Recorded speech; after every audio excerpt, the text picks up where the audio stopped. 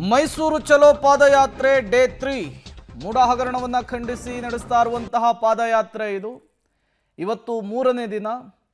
ಇವತ್ತು ಬೆಂಗಳೂರಿನಿಂದ ಮೈಸೂರು ಪಾದಯಾತ್ರೆಯಲ್ಲಿ ಬಿಜೆಪಿ ಮತ್ತು ಜೆಡಿಎಸ್ ನಾಯಕರು ಭಾಗಿಯಾಗ್ತಾರೆ.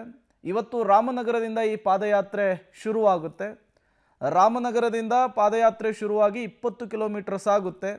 ಕೆಂಗಲ್ನಿಂದ ನಿಡಘಟ್ಟದವರೆಗೂ ಕೂಡ ಈ ಪಾದಯಾತ್ರೆ ತಲುಪುತ್ತೆ.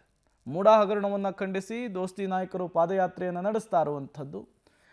ನಿನ್ನೆ ಕೂಡ ದೊಡ್ಡ ಮಟ್ಟದ ಟಾಕ್ವಾರ್ ಆಗಿತ್ತು. ಇವತ್ತು ರೇಷ್ಮೆ ನಾಡು ರಾಮನಗರದಲ್ಲಿ ಸಹಜವಾಗಿ ಆರಂಭ ಆಗ್ತಾ ಇರೋದ್ರಿಂದ ಮತ್ತಷ್ಟು ಮಾತಿನ ಸಮರ ಮುಂದುವರಿಯುವಂತಹ ಸಾಧ್ಯತೆ ಇದೆ.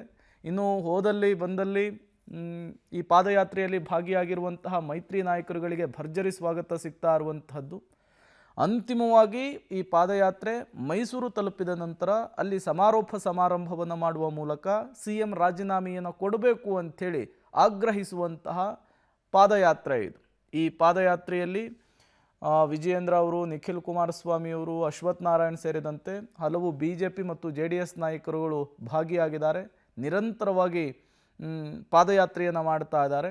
ಇವತ್ತು ಆ ಪಾದಯಾತ್ರೆ 3ನೇ ದಿನವನ್ನು ತಲುಪಿರುವಂಥದ್ದು. ಇವತ್ತು ರಾಮನಗರದಿಂದ ಆರಂಭವಾಗಿ ನಿಡಘಟ್ಟದವರೆಗೂ ಕೂಡ ಈ ಪಾದಯಾತ್ರೆ ಸಾಗುತ್ತೆ. ಸುಮಾರು 20 ಕಿಲೋಮೀಟರ್ ಇವತ್ತು ಪಾದಯಾತ್ರೆಯಲ್ಲಿ ಮೈತ್ರಿ ನಾಯಕರುಗಳು ಭಾಗಿಯಾಗ್ತಾರೆ.